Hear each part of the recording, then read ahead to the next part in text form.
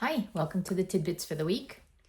I'm going to talk a little bit about what just happened. I just got off the phone with a client, and we discovered that the my client is the buyer, and the seller never got a license to sell. So their attorney just assumed that it had been received and never really checked on it.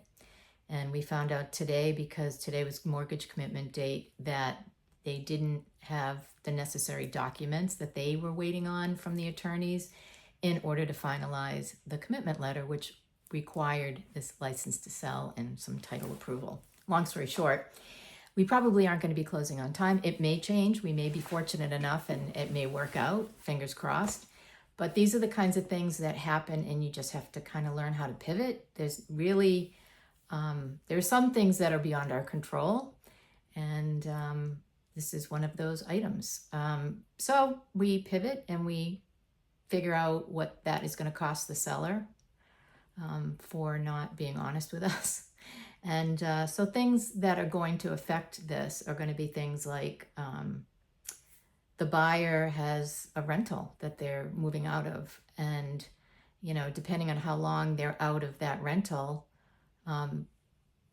they're going to have to pay somewhere else to live for however many months until that home becomes available. That's one thing.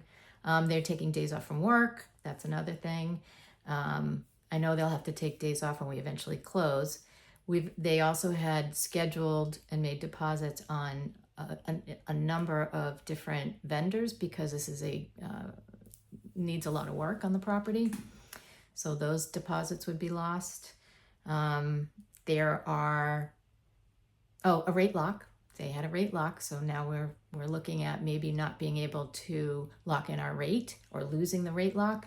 So that I've looked into that in the past, and it can get pretty hefty, expensive for each month that you need to extend that. So these are just things that can come up. They can be negotiated. They can be worked on so that we can eventually get to closing. It doesn't always happen on closing date. So that's what we're running into today. So long story short, as much as you try to always be on the ball and get all your ducks in a row, it doesn't always work out in your favor. So anyway, on to the next one. We will figure it out and we will close. And I know that. And so we just wish everybody the best, and we stay happy and upbeat, and we'll get there. Have a great week, everybody.